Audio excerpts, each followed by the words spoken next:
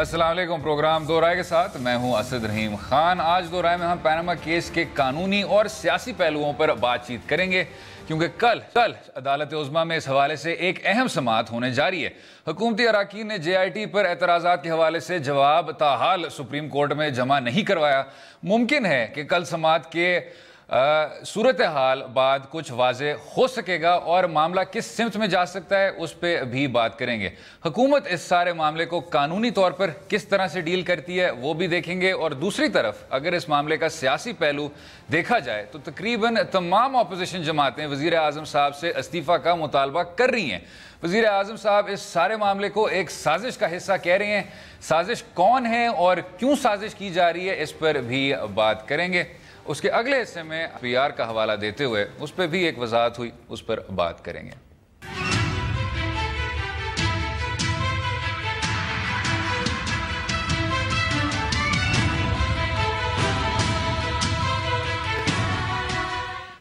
हमारे साथ हैं आज साबिक़ गवर्नर पंजाब चौधरी सरवर साहब, सीनियर रहनुमा पाकिस्तान तहरीक इंसाफ। चौधरी साहब, thank you so much, welcome.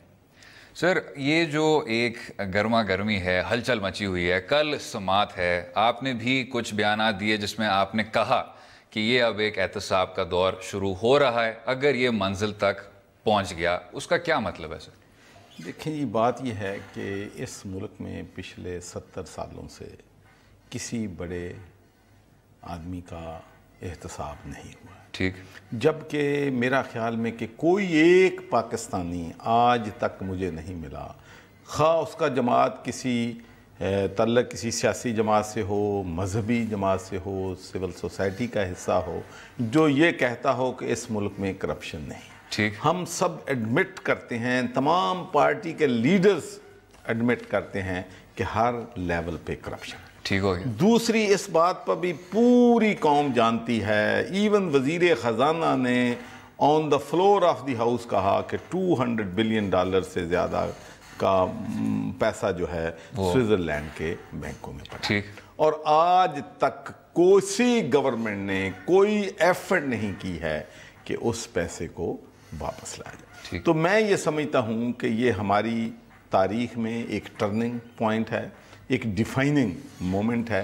कि मैं कभी जब इवन बरतानिया में मैं मेंबर ऑफ पार्लियामेंट था और जब मैं सोचता था अपने मुल्क के लिए, पाकिस्तान के लिए जो मेरी मदरलैंड है, कि अल्लाह करे कोई वक्त इस मुल्क में भी आएगा कि sitting prime minister, sitting minister और सिटिंग गवर्नमेंट का एहतसाब जो है वो हो सकेगा। मैं समझता हूँ कि एक बहुत अच्छा आगाज़ है, और इस बात पर मैं 101% मुस्लिम लीग से एग्री करता हूँ कि एहतसाब जो है एक फैमिली का नहीं, एक ख़ानदान का नहीं, एहतसाब सबका होना चाहिए, बिल्कुल क्रॉस द बोर्ड होना चाहिए। और जिन लोगों ने भी इस मुल्क को लूटा है, चाहे उसका किसी भी सियासी जमात से ताल्लुक है, लेकिन हमेशा पहले एहतसाब नीचे पटवारी का कभी हो गया, कभी तहसीलदार का हो गया, ऊपर से एहतसाब अब ऊपर से शुरू। अच्छा, इसी सोच को सामने रखते हुए चौधरी साहब, आपने एक दिलचस्प बात की थी गुज़िश्ता दिनों। जनाब ने फरमाया कि अगर एहतसाब सही तरह किया जाए तो 80% मुंतखब नुमाइंदे कैद काट रहे होंगे। ऐसा ही है जनाब? देखें जी, जो मैं आपको बताता हूं, अगर जनाब मैं आपसे अर्ज करता हूं, ये फंड्स जो हैं दुनिया में कहीं होता है कि 1-1 अरब 2-2 अरब के, अब इलेक्शन अगले साल आना है तो ये जनाब इनको 1-1 अरब 50-50 करोड़ जो है मिल रहे हैं। वो क्या करते हैं, उसमें से आधे पैसे वो सड़कों पे, नालियों पे लगाते हैं और बाकी पैसे अपनी जेब में डालते हैं, और फिर उस पैसे से इलेक्शन दोबारा लड़ते हैं और दोबारा। और ये तमाम करप्ट प्रैक्टिसेस में शामिल होना चाहिए। लेकिन जनाब, अगर 80% होंगे बिहाइंड बार्स, क्या उनमें गुलाम मुस्तफ़ा खर साहब या इरफानुल्लाह मरवत साहब जैसे लोग नहीं भी शामिल होंगे? देखिए, मैं अर्ज करूं कि मेरा एक असूल है कि मैं पर्सनैलिटीज़ में नहीं उलझता। मैंने कोशिश की है कि इवन जो प्राइम मिनिस्टर की फैमिली का भी एहतसाब हुआ है, इसलिए कि मैं समझता हूँ कि इस मुल्क की एक जो रवायत है कि हम जो क्रिमिनल केसेस हैं या माली बदनवानी के केसेस हैं, हम उनको पोलिटिसाइज करते हैं और उससे हम खुद नुकसान होता है। मिसाल के तौर पर, अब सुप्रीम कोर्ट बनी, 5 जजेस का बेंच बना, उन्होंने फैसला दिया, सब ने कहा, पीटीआई ने कहा, नून ने कहा, तमाम सियासी पार्टियों ने कहा कि जो भी फैसला करेगी सुप्रीम कोर्ट हम उसको तस्लीम करेंगे। 2 जजेस ने इनको गिल्टी करार दे दिया। 3 जजेस ने कहा कि फर्दर इन्वेस्टिगेशन की ज़रूरत है उनकी सेटिस्फेक्शन के लिए कि प्राइम मिनिस्टर इसमें गिल्टी हैं, बिफोर प्राइम मिनिस्टर को हम डिस्क्वालीफाई करें, हम फर्दर तहकीकात चाहें। तो उन्होंने JIT बना दी और JIT में 6 मेंबर हैं जो कि इसी मुल्क के अदारों से हैं जिनका ताल्लुक, और उन्होंने 60 डेज बड़ी मेहनत की है। अब इस JIT को थ्रेट किया जा रहा है, इसको ब्लैकमेल किया जा रहा है, इसको कंट्रोवर्शियल बनाया जा रहा है, इसको डिस्क्रेडिट किया जा रहा है, जो कि सुप्रीम कोर्ट ने बनाई थी। तो इनडायरेक्टली अब सुप्रीम कोर्ट पे भी हमले हो रहे हैं। अब ये भी कहा जा रहा है कि किसी खुफिया हाथ है किसी का। तो मैं समझता हूँ कि ये एक लीगल केस है। हुकूमत को एक मौका मिला पहले सुप्रीम कोर्ट में सफाई देने का, फिर उसको दूसरा मौका मिला JIT में अपनी सफाई देने का, अब उनको तीसरा मिलेगा कि जो JIT ने इन्वेस्टिगेशन की है वहां पर जाएं कि भाई इन्होंने कहा है कि नीलसन और नस्कोल की बेनिफिशियरी ऑनर जो हैं वो मरीम नवाज हैं, वो कहें कि नहीं जी ये है हमारे पास प्रूफ, वो नहीं है। उधर उन्होंने जो गल्फ स्टील मिल है उसके 25% शेयर जो खरीदे गए, 12 मिलियन दिरहम दिया गया, कतरी का खाता आया। तो मैं ये कहता हूं कि उनको अपने आप को डिफेंड करने के लिए बेहतरीन फोरम जो है वो सुप्रीम कोर्ट। सर्वे साहब, सवाल यही है जो आप कह रहे हैं कि सामने एक आपको कार्रवाई नजर आ रही है, एक पूरा अदालती प्रोसेस है, वो अब नजर आ रहा है कि एक नतीजे तक पहुंच रहा है, चाहे वो ट्रायल हो एहतसाब की अदालत में, चाहे वो डिस्क्वालिफिकेशन हो, चाहे पिटिशन खारिज हो जाए, लेकिन नतीजे तक जा रहा है। जब दूसरी तरफ अगर पाकिस्तान तहरीक इंसाफ, जो एक ऐसी जमात है जिसने जन्म लिया था ये कहते हुए कि हम करप्शन का खात्मा करेंगे, अगर उन लोगों को भर्ती कर रहा है जिनका माजी के तल्ख तजर्बों से काफ़ी गहरा ताल्लुक है, तो जो आपका वोटर है उसको क्या फिर तासुब जाएगा? देखिए, मैं अर्ज करूं, ये बात बिल्कुल आपकी दुरुस्त है कि हमारी पार्टी तब्दीली के लिए जद्दोजहद। That's right. वो तब्दीली क्या है? रूल ऑफ लॉ है, गुड गवर्नेंस है, करप्शन के खिलाफ PTI की एक बड़ी जद्दोजहद है और 20 साल से ये जद्दोजहद है। और आपकी बात बिल्कुल दुरुस्त है, लेकिन मैं आपको कहना चाहता हूं कि देखें, पार्टी के अंदर लोग शामिल हो रहे होंगे, लेकिन जब पार्लिमानी बोर्ड बनेगा, जब उसमें फैसले होंगे, तो मेरा ख्याल है कि जो लोगों के तहफ़्फ़ुज़ात हैं, ख़ासकर उन लोगों के जो हमारी पार्टी को सपोर्ट कर रहे हैं, जिनका कोई ज़ाती इशू नहीं है। मैं आपको बताऊं कि there are thousands, hundreds of thousands of people in our country जो हमारी पार्टी को सिर्फ इस वजह से सपोर्ट कर रहे हैं कि हम इस मुल्क में गरीब की हालत को बेहतर बनाना चाहते हैं, हम इस मुल्क से करप्शन खत्म, और उनका ज़ाती कोई मसला नहीं है इन क्लासेस का, ना उनको रोटी का मसला है, ना उनको पानी का मसला है, ना उनको बिजली का मसला है, ना उन्हें अपने बच्चों की फीस का मसला है, बीमार हो जाए तो उनके पास अफोर्ड कर सकते हैं। तो ये जो एक सपोर्ट है जिसको हमने इंटैक्ट रखना है। इसी पे जनाब जो सुहेल वड़ाइच साहब कहते हैं कि पाकिस्तान तहरीक इंसाफ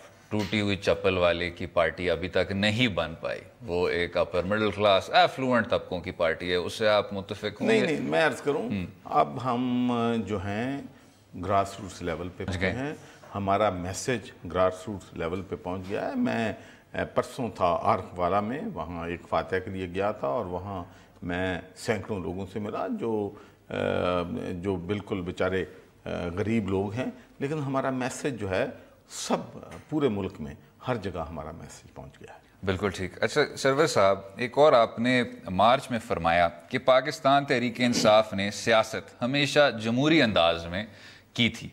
अगर हम इस जमहूरी अंदाज को ज़रा सामने रखें, एक आपने इंट्रा पार्टी इंतखाबात किए थे, पिछले वाले, ये वाले नहीं सर, पिछले वाले, उसमें जस्टिस वजीउद्दीन के कुछ संजीदा एतराज़ात थे, उन पर फिर शायद अमल दरामद ना हो सका और फिर आखिरकार हमें ये मिसाल मिल गई इंट्रा पैनल इंतखाबात की, जिसमें जो दूसरे पैनल के कुछ अराकीन थे उनके नाम कोई जानता नहीं था। सवाल सिर्फ इसलिए सरवर साहब के लोग जानते हैं कि मुस्लिम लीग नवाज एक ख़ानदानी बादशाहत में जल्द से जल्द तब्दील हो रही है, पाकिस्तान पीपल्स पार्टी हमेशा से थी।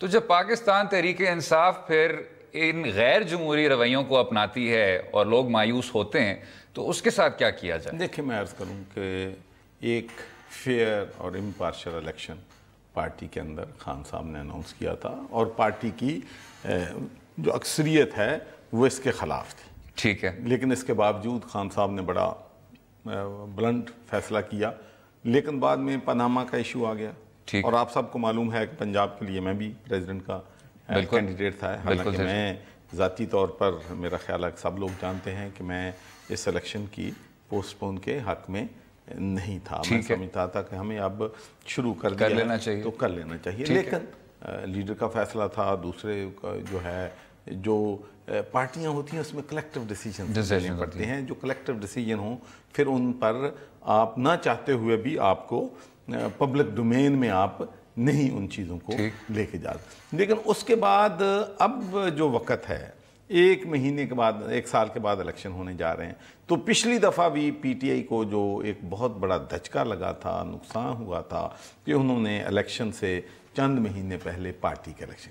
تو اب میں بھی ذاتی طور پر سمجھتا ہوں کہ یہ وقت جو ہے یہ گراس روٹ پہ، تحصیل لیول پہ، ڈسٹرکٹ لیول پہ، صوبے کے لیول پہ الیکشن کی ٹائمنگ جو ہے وہ درست نہیں ہے، جبکہ ہم ادھر پناما کی جنگ لڑ رہے ہیں. تو امید رکھ سکتے ہیں سروے صاحب کہ پاناما کے بعد آزادانہ، منصفانہ اور ایوری مین فار ہمسیلف والے انتخابات ہوں گے انشاءاللہ. یہ الیکشن تو یہ پارٹی کا موٹیو ہے کہ ہم اس پارٹی کو جمہوری پارٹی بنانا چاہتے ہیں.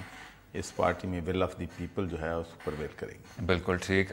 وقفے کا ٹائم ہو رہا ہے، اس کے بعد گفتگو جاری رہے گی، اور خصوصی طور پہ مشترکہ تحقیقاتی ٹیم کی جو رپورٹ ہے کل عدالت عظمیٰ میں سماعت میں کیا ہوگا. رہیے گا ہمارے ساتھ.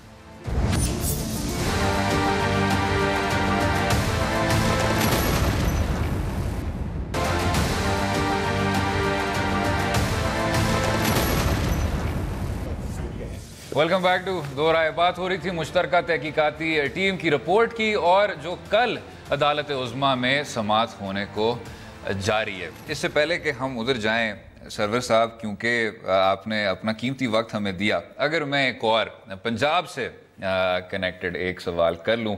ناز بلوچ صاحبہ نے آج کچھ اعتراضات انہوں نے نمایاں ہوئے انہوں نے کہا کہ جی پنجاب پہ بہت زیادہ فوکس ہے. ابھی پی ایس 114 میں بھی انتخاب ہوا، اس میں پاکستان پیپلز پارٹی کامیاب ہوئی. کیا پاکستان تحریک انصاف کچھ زیادہ فوکس کر رہی ہے صوبہ پنجاب پہ؟ آپ تعلق بھی رکھتے ہیں قیادت سے. میں عرض کروں کہ ہمارا اس میں کوئی شک نہیں کہ فوکس پارٹی کا جو ہے وہ پناما پہ زیادہ ہے. ٹھیک ہے جی. اب پناما کے فوراً بعد ہمارا فوکس جو ہے سندھ میں بھی اتنا ہی ہوگا جتنا پنجاب میں ہے، کے پی کے میں ہوگا، بلوچستان میں ہوگا. اور میں آپ کو ایک اور بھی کہنا چاہتا ہوں، یہ ایک حقیقت ہے کہ 60% آف پاکستان از پنجاب. ٹھیک ہے. 272 سیٹوں میں سے 148 نیشنل اسمبلی کی سیٹیں جو ہیں بالکل وہ پنجاب میں ہیں. کیا یہ ایک ایشو نہیں ہے جناب شروع میں؟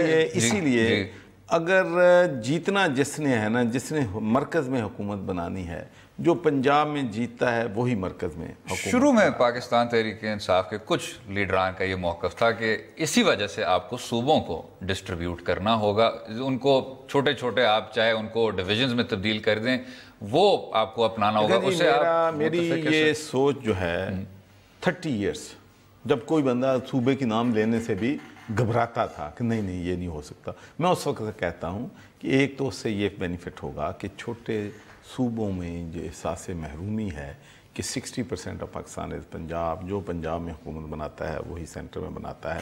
تو میں سمجھتا ہوں کہ آپ انڈیا دیکھ لیں، وہاں پر سکسیسفل ڈیموکریسی چل رہی ہے. ٹھیک ہے. جو بھی حالانکہ ہیومن رائٹس کی وائلیشن جو ہیں وہ جمہوری میں ایسی نہیں ہوتی کہ وہ کشمیر میں اور جو منارٹیز کے ساتھ انڈیا میں کر رہے ہیں، لیکن آپ دیکھ لیں کہ انہوں نے 3-4 صوبے جو ہم سے چھوٹا پنجاب ہے اس کے بنا دیے ہیں، اس کے ایڈمنسٹریشن آسان ہو جاتی ہے.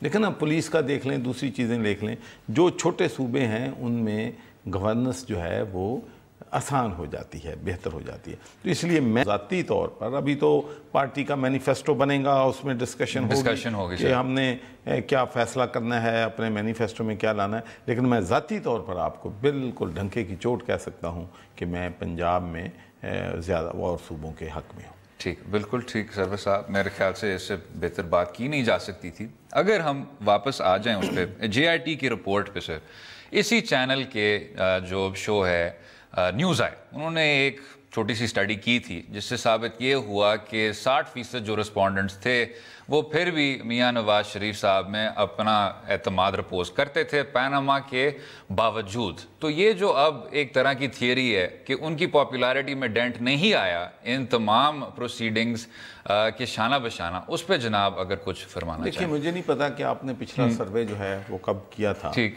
लेकिन मेरा अपना ख्याल है, ये बात भी आपकी मैं समझता हूँ कि JIT की रिपोर्ट आने से पहले बहुत से लोग जो थे मियाँ साहब को बेनिफिट ऑफ डाउट दे रहे थे। ठीक है जी। लेकिन अब JIT रिपोर्ट आने के बाद मैं समझता हूँ कि बड़ी डैमिंग रिपोर्ट है, उसमें बहुत से इश्यूज जो हैं उनको बड़ा मुफस्सल जो है डॉक्यूमेंट। जो आपने शुरू में कहा कि ये जो एक बात की जा रही है जमहूरियत ख़तरे में है और ये ऊपर से आ रहा है और उस तरह की कुछ अफवाहें हैं, अगर जनाब उस पर कुछ कहना चाहें। देखिए, मैं अर्ज़ करूँ कि जमहूरियत कतन ख़तरे में नहीं है। मैं बहसीत अपना PTI के कारकुन के आपको यकीन से कह सकता हूँ कि हम जमहूरियत पे बिलीव करते हैं, जमहूरियत को प्रोलॉन्ग करना चाहते हैं, और हम ये भी बार बार कह रहे हैं कि देखो, पीपल्स पार्टी का जो प्राइम मिनिस्टर है वो डिस्क्वालीफाई हुआ था तो जमहूरियत खतरे में पड़ गई थी, उन्होंने और नॉमिनेट कर दिया। हालांकि उनके पास कोलिशन गवर्नमेंट थी, उनको दूसरे जमातों का भी एतमाद लेना था। मुस्लिम लीग नून जो है उनके पास वाज़ेह मेजॉरिटी है, तो अगर वो किसी और को नॉमिनेट कर दें, फिर हम अगर कहें कि हम हुकूमत को गिराना चाहते हैं, तो फिर तो आप कहें कि जमहूरियत खतरे में है। ना कोई पोलिटिकल पाकिस्तान में जो पार्टी है, पीपल्स पार्टी जो है, कोई लोग नहीं डिमांड कर रहा कि असम्बलियों को डिज़ाल्व कर दो, जमहूरियत को बलडोज कर दो, लेकिन हम सब ये चाह रहे हैं कि यहाँ पर अकाउंटेबिलिटी, ट्रांसपेरेंसी और गुड गवर्नेंस उसी वक्त आएगी जब करप्शन जो है इस मुल्क से उसका खात्मा होगा। और आज जितने भी मसाइल हैं, अब ये फ्लड्स हर साल आते हैं, आपको पता है, बिल्कुल आते हैं, और हर साल हज़ारों लाखों लोगों के घर भी ले जाते हैं, तबाह हो जाते हैं, उनकी हर चीज़ तबाह।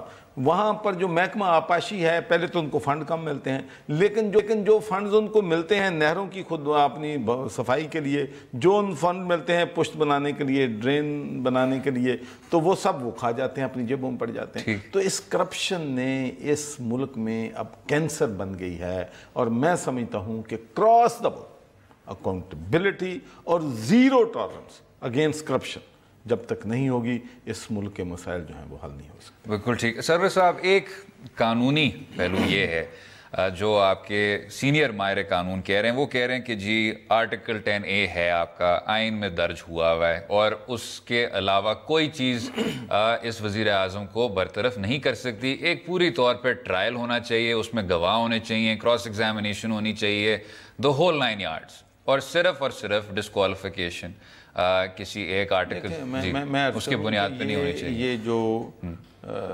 आर्गूमेंट था, तो जब सुप्रीम कोर्ट के 5 जजेस का बेंच बना था, तो हुकूमत को उस वक्त ये आर्गूमेंट जजेस के सामने रखना चाहिए था।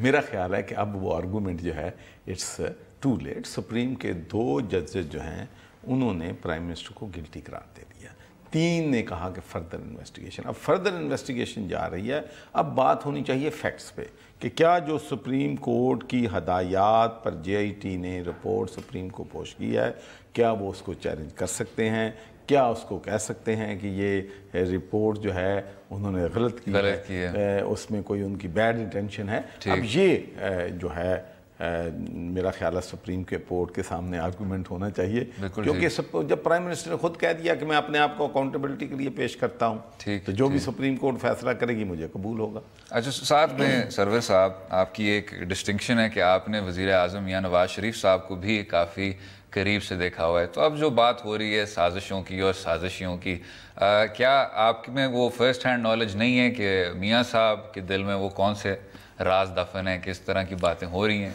देखिए, मैं आपको बात बताऊं, एक ये पूरी दुनिया में कि जब आपके एडवाइज़र जो हैं मैच्योर ना हो, ठीक, और आपको राइट एडवाइस ना करें, हर जगह हर पार्टी में ये है कि तो उस वक़्त वो लीडरशिप को किसी मुसीबत में उलझा देते हैं।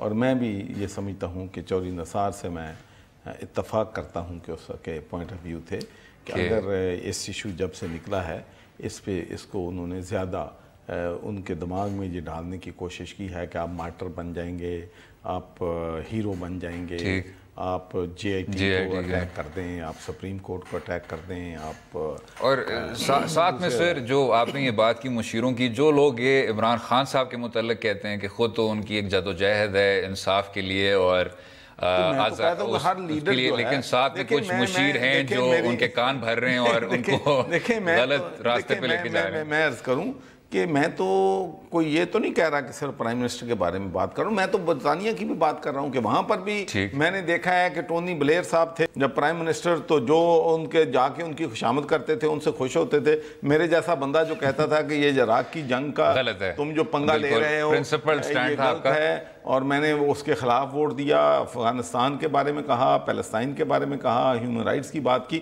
تو ظاہر ہے. لیکن ایک بات میں بتا دوں کہ یہ جتنی بھی اس ملک میں صرف ایک فرق ہے کہ میں نے اتنی تنقید کی ٹونی بلیئر پہ کہ شاید کوئی پارلیمنٹیرین ایسے نہیں کر سکتا, ٹھیک ہے, لیکن اس کے باوجود اس نے کبھی جب مجھے ملا ہے تو اس کے چہرے سے, اس کے ایکشن سے, یا اس نے کوئی میرے خلاف کوئی کارروائی کی ہو, ایسا اس نے نہیں کیا. اور اسی وجہ سے وہ جو ڈیموکریسی ہے ان ملکوں میں کامیاب ہے کہ ان کے لیڈر جو ہیں کرٹیسزم سنتے بھی ہیں اور کرٹیسزم کو برداشت بھی کرتے ہیں. بالکل ٹھیک. چودھری سرور صاحب بہت شکریہ شو میں شامل ہونے کا اور اپنا انتہائی قیمتی وقت دینے کا. Thank you sir. اگلے حصے میں اسی موضوع پر گفتگو جاری رکھیں گے, رہیے گا ہمارے ساتھ.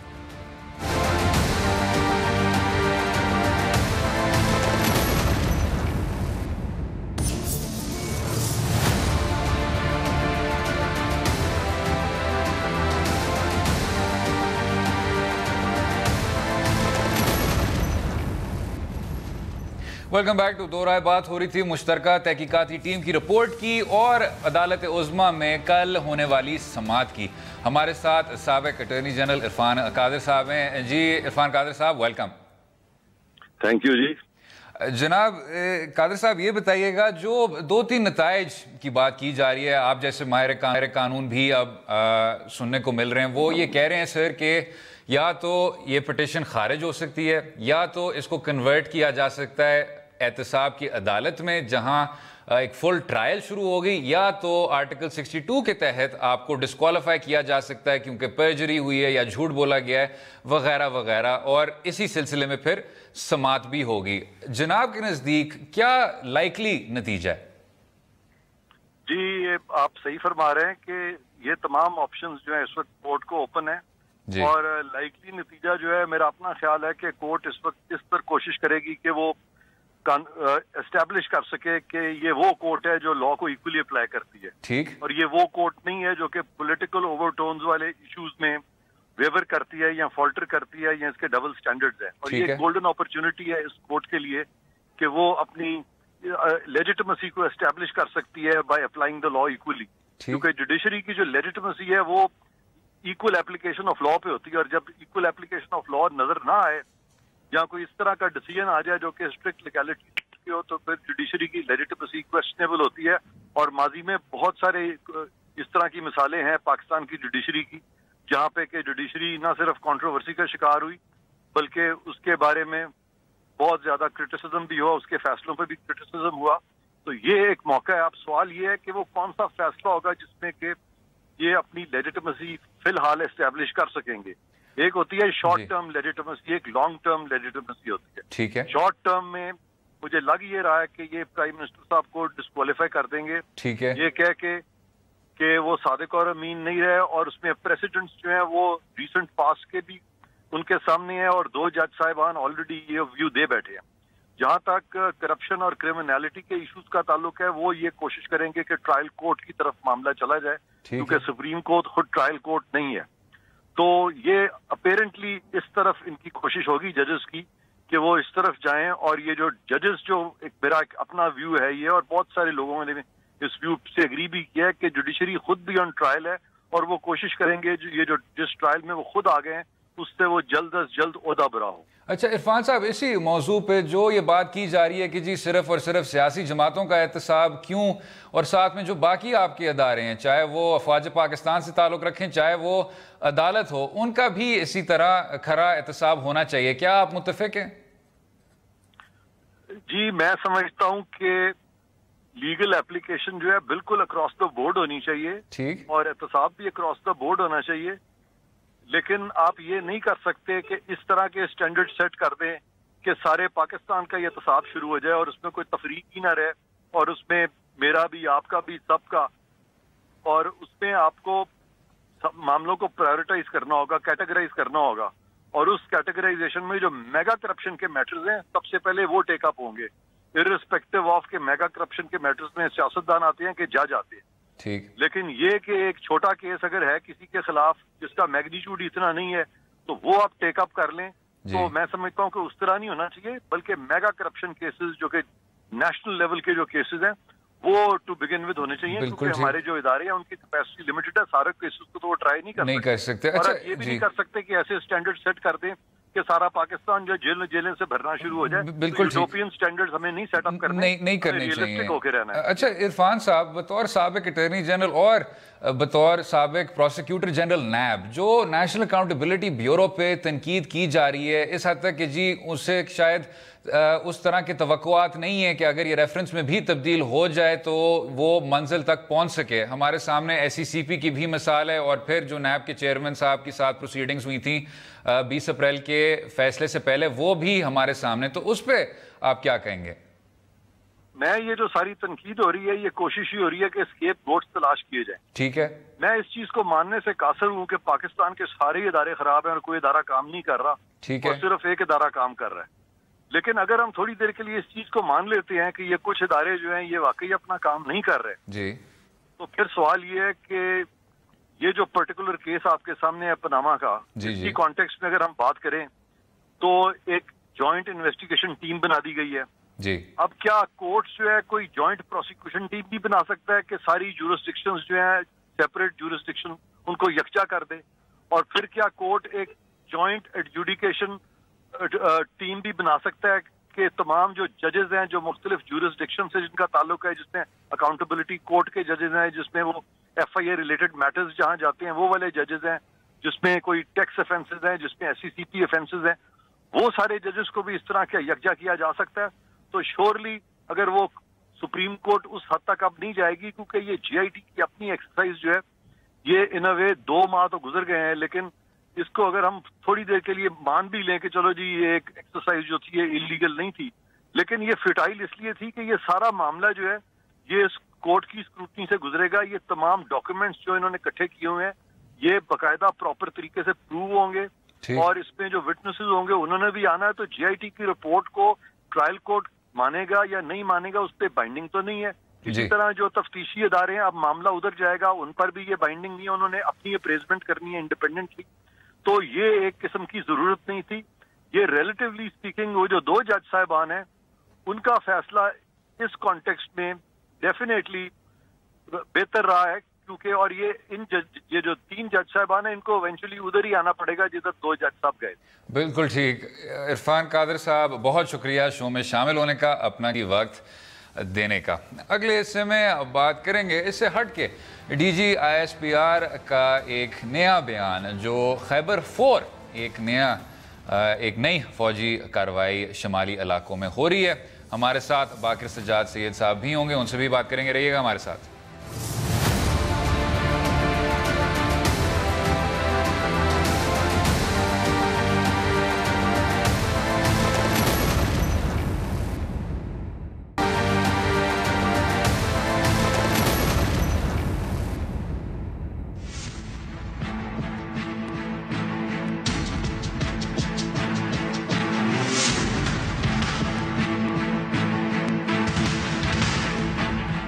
वेलकम बैक टू दो राय। प्रोग्राम के आखिरी हिस्से में हम DG ISPR की मीडिया ब्रीफिंग के हवाले से भी बात करेंगे, जिसमें उन्होंने ऑपरेशन खैबर 4 के आगाज़ का ऐलान भी किया और साथ में GIT के मामले पर अपनी तरफ से भी कुछ वजाहत की है।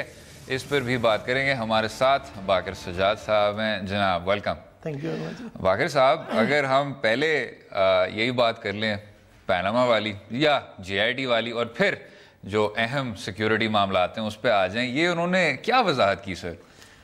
आज जो था उनके मुख्तलिफ क्वेश्चंस जो रिपोर्टर्स के साथ ने किए उनसे, وہ पनामा केस के बारे में ही थे, अगरचे उनका अपना फोकस वो उनसे क्यों किए जा रहे थे? नहीं, उनका ये फोकस जो था उन्होंने किया स्पेशल। आज एक आप तो देखें कि डे भी उन्होंने बड़ा खास चुना, संडे वीकेंड पे सबको बुलाया, और it has come just a day before the supreme court वो अपनी हियरिंग शुरू कर रही है JIT रिपोर्ट पे।